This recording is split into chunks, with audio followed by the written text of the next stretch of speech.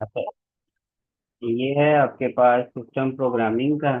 तो इसमें हम देखेंगे कि डिफरेंट हमारे पास जो प्रोग्रामिंग लैंग्वेजेस हैं, ठीक है, और सिस्टम्स को लेकर जो हमें प्रोग्रामिंग करनी होती है, ठीक है, डिफरेंट डिवाइसेस के हवाले से, हार्डवेयर के हवाले से, तो वो हम किस तरह से करते हैं। तो इसमें ये आपका सारा टेबल ऑफ कंटेंट दिया हुआ है, जिसको हम वन बाय वन डिस्कस करेंगे आज। बेसिक कुछ कॉन्सेप्ट्स हैं, ठीक है, कि हमें ये समझना है कि हमारे पास जो कंप्यूटर प्रोग्रामिंग है उसको हम किन कैटेगराइज फॉर्म के अंदर देख सकते हैं या किन कैटेगरीज में हम लेके जा सकते हैं, ठीक है। तो इसमें वो बता रहे हैं कि कंप्यूटर प्रोग्रामिंग जो है वो can be categorise into two categories. दो इसकी हम कैटेगरीज बना सकते हैं। एक हमारे पास है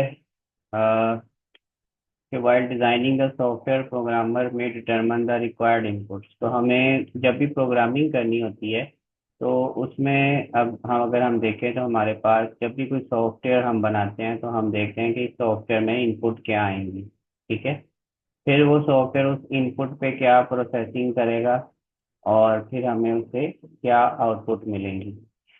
तो ये हमारे पास जो है, जब भी हम कोई भी प्रोग्रामर है सॉफ्टवेयर का, उसे डिटरमन करना होता है कि जो भी चीज़ वो बनाने जा रहा है उसकी इनपुट्स क्या होंगी इस प्रोग्राम को लेके।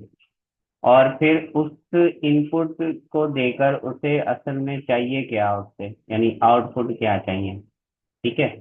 तो आउटपुट जो चाहिए उस हवाले से हम डिसाइड करते हैं कि इसकी इनपुट हमें क्या रखनी चाहिए, ठीक है।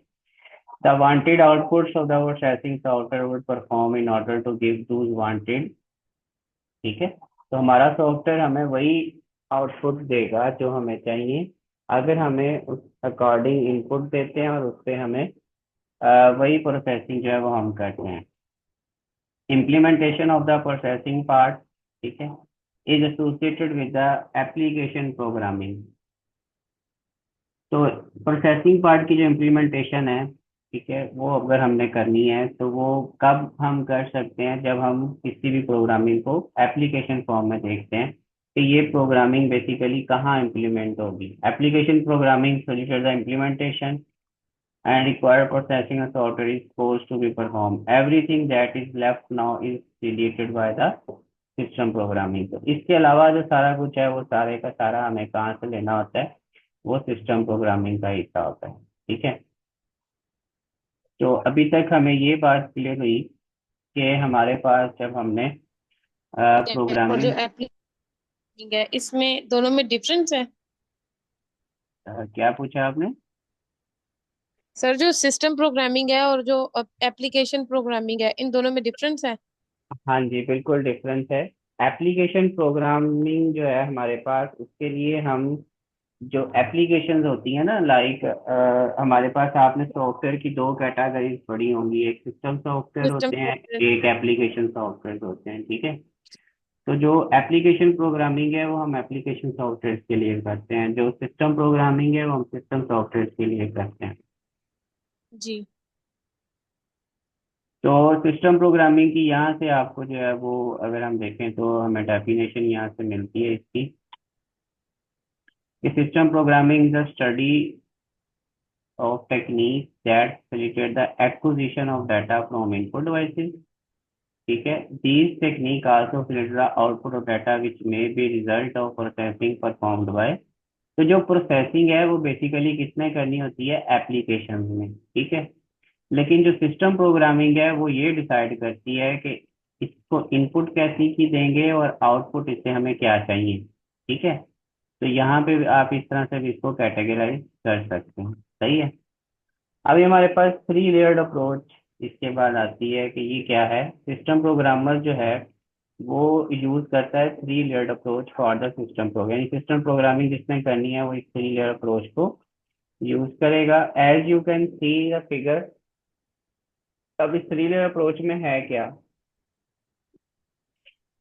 सबसे पहले तो जो यूजर है वो डायरेक्टली एक्सेस करता है programmable hardware in order to perform the input output operation, ठीक है। ये जो हार्डवेयर है हमारे पास, तो हार्डवेयर और जो इनपुट आउटपुट ऑपरेशंस है वो हम परफॉर्म करते हैं इनपुट आउटपुट डिवाइसेस के जरिए। तो उन इनपुट आउटपुट डिवाइसेस के को हम हार्डवेयर कंसीडर करते हैं, लेकिन वो हार्डवेयर से जब हमने इंटरेक्ट करना है तो वो हार्डवेयर कनेक्ट होते हैं किसके साथ? बायोस के साथ। BIOS mean basic input output system. ये एक कह लें कि एक सॉफ्टवेयर ही है जो हमारी इनपुट आउटपुट जो हार्डवेयर डिवाइसेस हैं उनको किसी भी जो ऑपरेटिंग सिस्टम होता है उसके साथ कह लें कि कनेक्ट करवाता है, या उसके साथ जो है वो हम उसकी सेटिंग जो है वो कंफिगर करते हैं। यानी बायोस आप कह सकते हैं कि कुछ सेटिंग्स ही होती हैं जो हमारे हार्डवेयर डिवाइसेस को इस काबिल बनाती हैं कि वो डिस्क ऑपरेटिंग सिस्टम या डॉस के साथ जो है वो क्या हो सके, कनेक्ट हो सके या उसके साथ कंपैटिबल हो सके। तो ये थ्री लेयर अप्रोच है हमारे पास, ठीक है। The user may use a tribal BIOS basic input system routine in order to perform input output, in which the case the programmer need to know the internal working of the hardware and only the knowledge of BIOS routines and their parameters। तो उसे hardware का भी knowledge और साथ में जिन BIOS settings के साथ उसने काम करना है उनकी रूटीन्स का भी उसे पता होना चाहिए, ठीक है। In this case, the BIOS programs the hardware for the required operation which is hidden to the user. In the third case of the programmer may invoke the operating system। और उसके बाद तीसरी जो हमारे पास चीज आती है वो आ जाती है ऑपरेटिंग सिस्टम की, ठीक है। And operating system in turn will the BIOS routine and may program hardware directly in order to perform the। होता ये है कि जब भी हमें कोई काम, अगर हम सिंपल यूजर की बात करें तो वो कहाँ से शुरू करता है? वो डॉस से शुरू करते हैं। किसी भी ऑपरेटिंग सिस्टम के जरिए हमको इंस्ट्रक्शंस देते हैं। वो इंस्ट्रक्शंस कहाँ जाती हैं? वो बायोस में जाती हैं। और वो बायोस जो है वो इंस्ट्रक्शन जो है हमने जो देनी होती है, जाहिर है अब हम सॉफ्टवेयर वाइज अगर चलेंगे तो हम ऑपरेटिंग सिस्टम से इंटरेक्ट करते हैं, लेकिन अगर हम हार्डवेयर वाइज चलेंगे तो हमारी इंटरेक्शन पहले किससे होती है? यहाँ हार्डवेयर से। और वो हार्डवेयर जो है उसको कौन इनेबल करता है? बायोस। और बायोस किसके साथ कनेक्ट होती है? डिस्क ऑपरेटिंग सिस्टम के साथ, ठीक है। ये कॉन्सेप्ट समझ आ गया आपको थ्री लेयर अप्रोच का?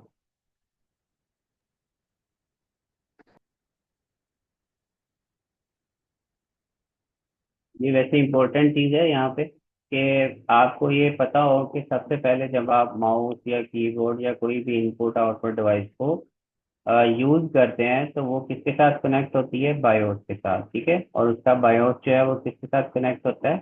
डिस्क ऑपरेटिंग सिस्टम यानी डॉस के साथ, सही है। यानी सर सबसे पहले जो है वो इंटरेक्शन हार्डवेयर के साथ होती है। जाहिर सी बात है ना, आपने कीबोर्ड से कोई चीज टाइप करनी है तो आप टाइप कीबोर्ड पे ही करोगी ना। तो आप यूज किसको कर रही है सबसे पहले? हार्डवेयर को। जी लेकिन जी। जो आपका सामने आपको जो सॉफ्टवेयर नजर आ रहा है वो क्या नजर आ रहा है? वो आपका ऑपरेटिंग सिस्टम नजर आ रहा है। तो इन दोनों के दरमियान में जो कनेक्शन बनाना है वो किसने बनाना है? बायोस ने बनाना है, ठीक है। जी। ठीक हो गया ना?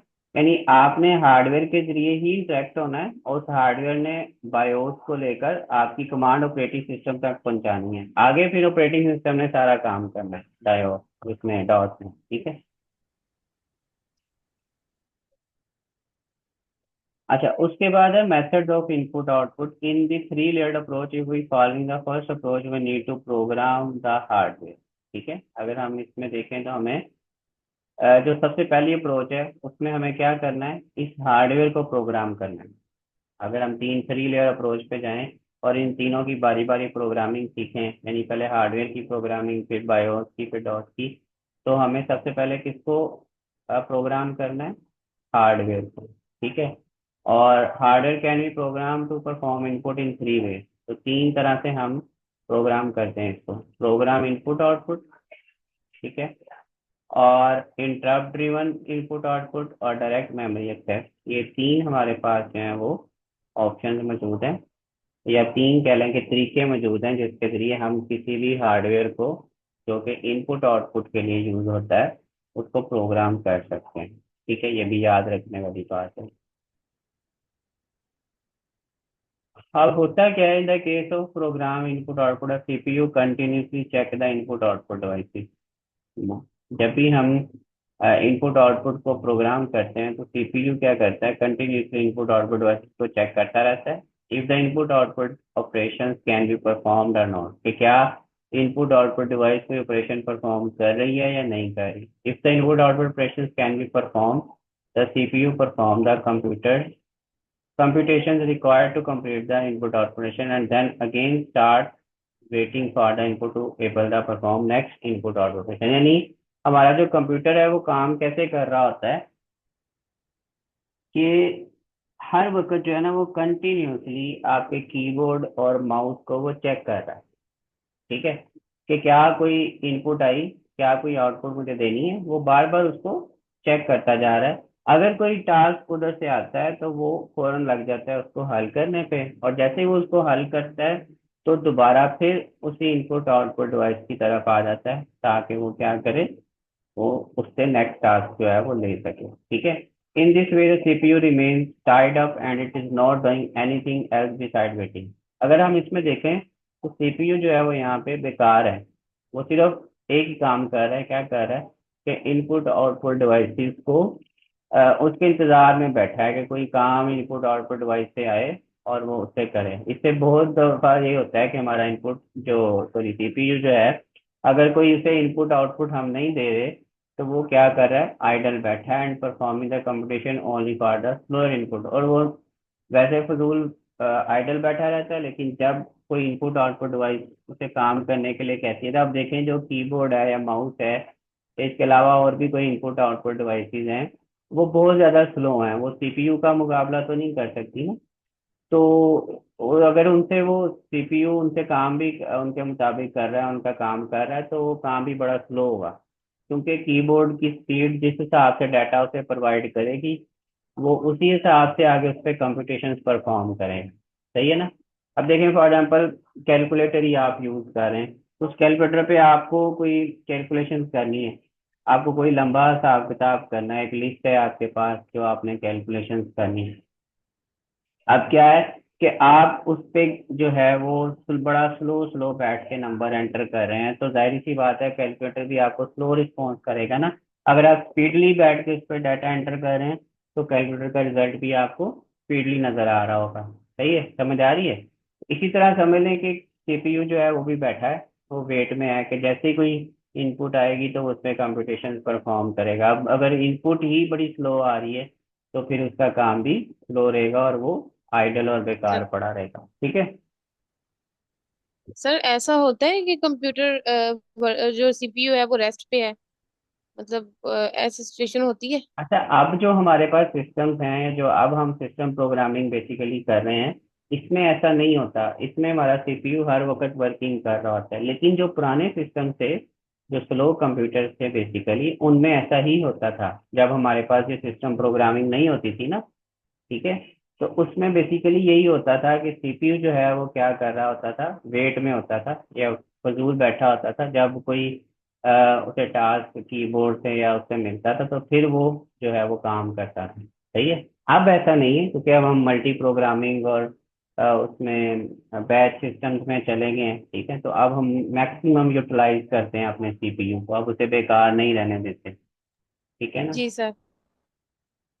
बेसिकली सिस्टम प्रोग्रामिंग हम कर ही इसीलिए रहे हैं या पढ़ इसीलिए रहे हैं कि हम उसको सीपीयू को मैक्सिमम यूज कर सकें, उसे बेकार नहीं रहने दें। सही है।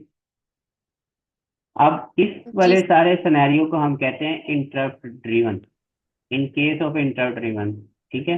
इंटरप्ट क्या होती है कि मैंने लास्ट भी हमने काफी दफा वैसे डिस्कस किया हुआ है, अगर आपको याद हो। इंटरप्ट हम कहते हैं किसी भी चलते हुए फ्लो को डिस्टर्ब करना, ठीक है। जैसे आम जिंदगी में हमारे पास इंटरप्ट जो होती है वो ये होता है ना कि कोई मुदाखलत करता है हमारे काम के अंदर, हम कहते हैं इंटरप्शन हो रही, सही है। इसी तरह जब सीपीयू या हमारे पास कोई भी प्रोसेसिंग हो रही है, तो उस प्रोसेसिंग के दौरान अगर कोई हमारे पास उस फ्लो को डिस्टर्ब करता है तो उसे इंटरप्ट कहते हैं। अब थोड़ा सा जी। इसको अगर हम स्पेसिफिक मीनिंग्स में देखें, तो जब सीपीयू कोई काम कर रहा होता है, कोई फॉर एग्जांपल सीपीयू प्रिंटिंग कर रहा है, ठीक है। प्रिंटिंग करते करते आपने क्या किया, अच्छा ये हमारे यहाँ इधर नेट के भी बड़े इश्यूज हैं। जी सर। अच्छा, अब सही है, नजर आ रही है? सर अभी शेयर हो रही है, हाँ जी हो गई।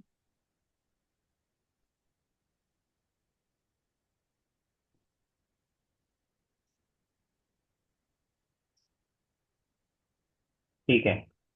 तो हम इंटरप्ट की बात कर रहे थे कि इंटरप्ट क्या है, स्पेसिफिक अगर हम बात करें तो सीपीयू फॉर एग्जांपल कोई प्रिंटिंग कर रहा है, सही है। तो प्रिंटिंग के दौरान क्या होता है कि हम उसे कोई और टास्क साथ दे देते हैं कि तुम ये काम करो, ठीक है। अब उसका वो जो फ्लो था, वो जो काम करने वाला जो फ्लो था, वो क्या हो गया, इंटरप्ट हो गया, ठीक है।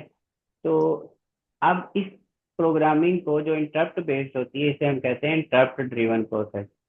या आपने जो वो एक पढ़ा होगा, प्रोसेसिंग साइकिल पढ़ा होगा, जिसमें हम देखते थे कि हमारे पास सबसे पहले एक टास्क स्टार्ट होता है, ठीक है। फिर वो जो टास्क है वो शुरू होके जाता है, वेटिंग स्टेट में जाता है, वेटिंग क्यू में से वो फिर एक टास्क जो है वो सीपीयू के पास जाता है, सीपीयू जो है वो उस पर प्रोसेसिंग करता है। और उस दौरान अगर कोई हायर प्रायोरिटी का टास्क आ जाता है तो सीपीयू उसको छोड़ देता है, उसको दोबारा वेटिंग में, ये सारा आपने एक प्रोसेसिंग साइकिल कहीं ना कहीं पढ़ा होगा, ठीक है। तो उसमें भी ये इंटरप्ट ही को हम देख रहे होते हैं। तो यहाँ पे भी यही बताया गया है कि in case of interrupt driven, the flaws of program driven input output are rectified and the processor does not check the input और for the compatibility capability of programming input operation, rather the input output device inform the CPU that it is idle and it can perform the input output operation.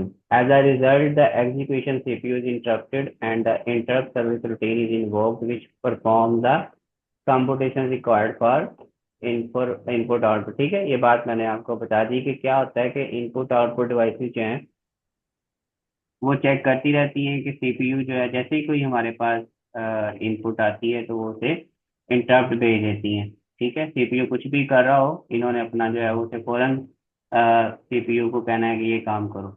अब इसके लिए हम use करते हैं interrupt service routine, ठीक है। ये भी इम्पोर्टेंट चीज़ है, आईएसआर इसको हम कहते हैं, इंटरप्ट सर्विस रूटीन। इसको आप थोड़ा सा गो थ्रू कर लेना, ताकि कोई डेफिनेशन वगैरह अगर इसकी आती है तो आपको पता हो, सही। इंटर सर्विस रूटीन होती क्या है कि ये कीबोर्ड, माउस या जो भी इनपुट डिवाइस है और सीपीयू के दरमियान में एक कह लेंगे सेटिंग है, ठीक है।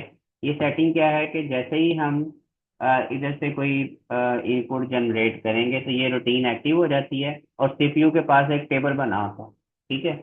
उस टेबल के अंदर जो है वो लिखा हुआ होता है कि फलां जो हमारे पास डिवाइस है उसमें ये वाला जो है वो बटन प्रेस किया गया है, तो इस बटन के अगेंस्ट सीपीयू ने क्या करना है, सही है। तो ये पूरा एक टेबल डिजाइन होता है जो इंटर सर्विस रूटीन का काम होता है। समझ आ रही बात की? After the execution of inter-service routine, CPU continues with whatever it was doing before the interruption of input-output operation। तो वो क्या करता है, जैसे ही इंटर सर्विस रूटीन एग्जीक्यूट होती है तो सीपीयू फौरन उसको पकड़ के काम शुरू कर देता है। ये चीज वो भूल जाता है कि उससे पहले क्या कर रहा था, ठीक है। In this way CPU does not remain tied up, अब वो टाइड अप नहीं रहेगा, and perform the computation for other process while the input devices are busy performing the input output and hence is more optimal। अब यहाँ पे थोड़ा सा उन्होंने क्या किया, इंटर सर्विस रूटीन को शामिल करने से क्या फायदा हुआ कि सीपीयू ने जो जो टास्क परफॉर्म करने होते हैं, फॉर एग्जाम्पल कीबोर्ड से हमने एंटर का बटन प्रेस किया तो ये सीपीयू के लिए क्या है, इंटरप्ट है। सीपीयू ने एक टेबल के अंदर ये लिख के रख दिया है कि एंटर प्रेस होने पे ये काम करना है। अब जैसे ही कोई ये इंटरप्ट आएगी तो सीपीयू क्या करेगा, इस रूटीन को कॉल करेगा, कॉल करके उसे बताएगा कि ये तुम्हारा काम है, तुम शुरू करो, और वो वापस अपना जो टास्क था उसका वो उस पे करना चला जाता है, या कोई और जो है इंटरप्ट आ जाती है तो उसको डील करने चला जाता है। इस तरह से सीपीयू क्या होता है, फ्री नहीं रहता, ठीक है। ये जो आपने क्वेश्चन किया था उसका उन्होंने आंसर दिया है कि अब जो है वो हम आईएसपीआर या इंटर सर्विस रूटीन के जरिए इस तरह से सीपीयू को फ्री नहीं सर रहने देते, ठीक है। हाँ जी। अरे सर, ये जो ISR है ये बेसिकली क्या होती है? कोई हार्डवेयर में चीज होती है या ये क्या चीज होती है कि जो मैनेज करती है ये CPU के भी सेटिंग, हाथ? सेटिंग्स होती है ना, ये सिस्टम प्रोग्रामिंग के जरिए हम यही वाली सेटिंग्स ही लिखते हैं। सॉफ्टवेयर होते हैं ये, ठीक है, इंटर सर्विस रूटीन। और इनको हम क्या कह सकते हैं कि सीपीयू का दिमाग कह सकते हैं, यानी सीपीयू खुद एक दिमाग है, लेकिन वो अपना जो उन्होंने टास्क उसने परफॉर्म करना है ना, वो आगे इस रूटीन को देखते हुए परफॉर्म करना है, ठीक है। जी हार्डवेयर नहीं होता, ये सेटिंग्स ही होती है सॉफ्ट फॉर्म। जी जब ठीक हो गया। उसमें प्रोग्रामिंग करके हम उसमें सेव कर देते हैं, ठीक है। अच्छा, usually it takes two bus cycles to transfer data from some input output port or memory or vice versa। तो कह रहा है कि अब हमारे पास जो है वो, आपको बस से रिलेटेड बात पता होगी कि बसेस क्या होती हैं, ठीक है। तो हमारे पास क्या है कि हमें जब डाटा ट्रांसफर करना होता है किसी भी इनपुट आउटपुट डिवाइस से या पोर्ट से किसी मेमोरी के अंदर, या मेमोरी से वापस इनपुट आउटपुट डिवाइस के अंदर, तो हमें बसेस का यूज करना होता है, पता है ना इस बात का, ठीक है। तो वो कह रहे हैं कि इसके लिए आमतौर पे दो बस साइकिल्स हमारे यूज होते हैं। हमें सम इनपुट आउटपुट से मेमोरी में जाना है या मेमोरी से वापस input output, if this is done विया सम प्रोसेसर रजिस्टर। और ये हम किसके जरिए करते हैं? कुछ रजिस्टर्स के जरिए करते हैं, और वो रजिस्टर जो हैं वो प्रोसेसर के होते हैं, ठीक है। This transfer time can be reduced by passing the CPU. अब ये देखें एक और काम। अब जो रजिस्टर्स हैं, आपको पता है कि बसेस में डाटा जो है वो ट्रैवल करवाना होता है, लेकिन हर जो हमारे पास डाटा है वो जाके कहीं ना कहीं तो रुकना होता है ना, कहीं ना कहीं सेव होना होता है। तो उसको सेव होने के लिए जो हम मेमोरी यूज करते हैं वो रजिस्टर्स होते हैं जो सीपीयू के पास होते हैं, ठीक है ना। तो अगर हम इस बस के जरिए जो डाटा ट्रेवल कर रहे हैं उसमें हम रजिस्टर्स को इन्वॉल्व करते हैं, ठीक है, तो उसमें भी सीपीयू इन्वॉल्व हो रहा है।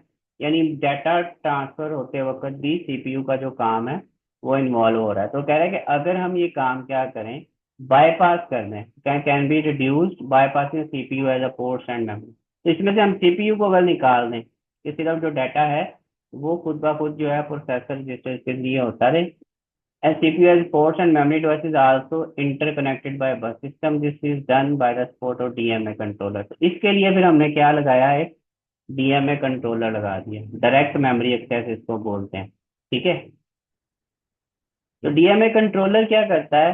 ये सीपीयू को इन्वॉल्व किए बगैर वो जो हम क्या करते हैं, डाटा को मेमोरी से इनपुट आउटपुट में और इनपुट आउटपुट से दोबारा मेमोरी के अंदर बसेस के जरिए डाटा लेकर जाते हैं। वो उसमें पहले हम यूज करते थे सीपीयू के रजिस्टर, ठीक है। और सीपीयू का वो जो टाइम था वो उस पर कंज्यूम होता था। अब हमने क्या करना शुरू किया कि हमने जो है वो इसको बाईपास कर दिया, किसके जरिए? डीएमए कंट्रोलर के जरिए। जैसे पहले आईएसआर के जरिए हमने जो है वो सीपीयू का टाइम बचाया, इसी तरह अब हम ये जो डाटा ट्रांसफर वाला काम था ये हमने डीएमए कंट्रोलर के जरिए बचाया, ठीक है। This controller control the buses and has the CPU can be bypass data transfer memory to ports और vice versa in the single bus cycle। और इसके लिए हमें एक ही साइकिल के अंदर ये सारा काम कंप्लीट हो जाता है। हाँ जी। सर जो डीएमए है और जो आईएसआर है ये दोनों सेटिंग्स ही है ना बेसिकली तो। हाँ जी, दोनों सेटिंग्स हैं। मतलब यही सिस्टम प्रोग्रामिंग की टेक्निक्स वगैरह है।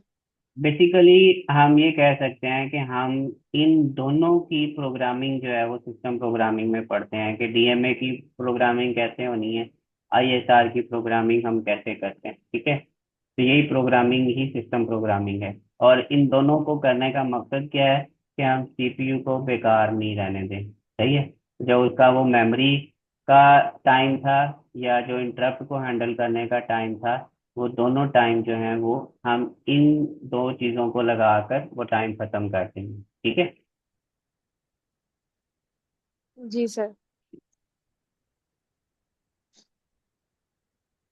अच्छा, उसके बाद हमारे पास जो है वो इनपुट आउटपुट कंट्रोलर्स हैं।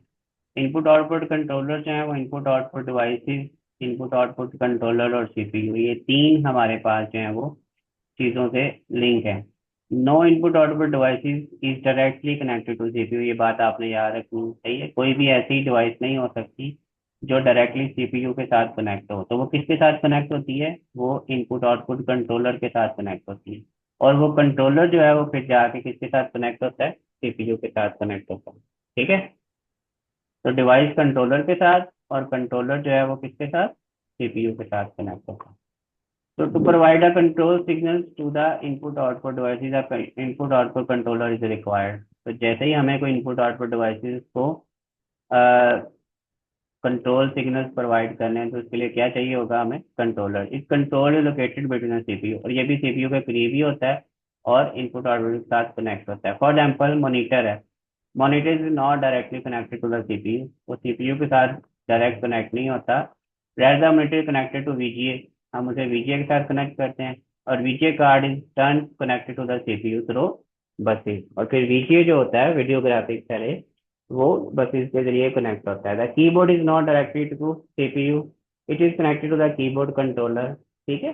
अब ये कंट्रोलर जो है ना, आप कह सकते हैं कि हर डिवाइस का अपना अपना एक छोटा छोटा प्रोसेसर होता है, यानी माउस का अपना कंट्रोलर है तो माउस का अपना प्रोसेसर है, कीबोर्ड का अपना, मॉनिटर का अपना। इस तरह ये सारे कंट्रोलर जो हैं, ये सारे फिर जाके किसके साथ कनेक्ट होते हैं, सीपीयू के साथ कनेक्ट होते हैं। ठीक है। फंक्शन जो है इस कंट्रोलर के क्या होते हैं, ये तीन काम करता है। सिग्नल्स को कंट्रोल करता है, बफरिंग को कंट्रोल करता है, और एरर करेक्शन एंड डिटेक्शन करता है। ठीक है। बफरिंग क्या होती है, बफरिंग होता है कि दरमियान में जो वेट है, मतलब आपका डाटा ट्रेवल हो रहा है। अब हो सकता है कि आपने जो है वो फॉर एग्जाम्पल 10 वर्ड्स लिखने हैं कीबोर्ड से ना, तो आपने 5 वर्ड लिखे, फिर आप रुक गए, फिर आपने छठा वर्ड लिखा, फिर रुक गए, फिर 7 8 इकट्ठे लिख दिए, फिर रुक गए। तो इसमें क्या हो रहा है कि बफरिंग हो रही है, आपका डाटा जो है वो वेट में आ रहा है। तो ये बफरिंग का मतलब ये है कि यहाँ पे ये कंट्रोलर क्या करेगा, वेट करके पहले सारा इकट्ठा करेगा और फिर डाटा जो है वो ट्रांसफर करेगा। इस तरह कोई एरर आता है तो उसकी करेक्शन या डिडक्शन का काम जो है वो भी ये कर रहा होता है। ठीक है। तो ये सारे फिर हम बाद में, वो कह रहे हैं कि डिटेल में इनपुट आउटपुट कंट्रोलर जो है वो टेक्निक या ये का प्रोग्रामिंग देयर ऑपरेशन, ये हम डिस्कस करेंगे। ठीक है। तो इनमें से कुछ। हाँ जी। बताइए कार्ड क्या। ऊपर वो एग्जांपल में बीजीए आपकी आवाज़। बीजीए कार्ड ऊपर जो ये दिया हुआ है ना एग्जांपल में। जी जी। सर ये आईओ कंट्रोलर में बीजीए दिया हुआ है, हाँ जी हाँ जी।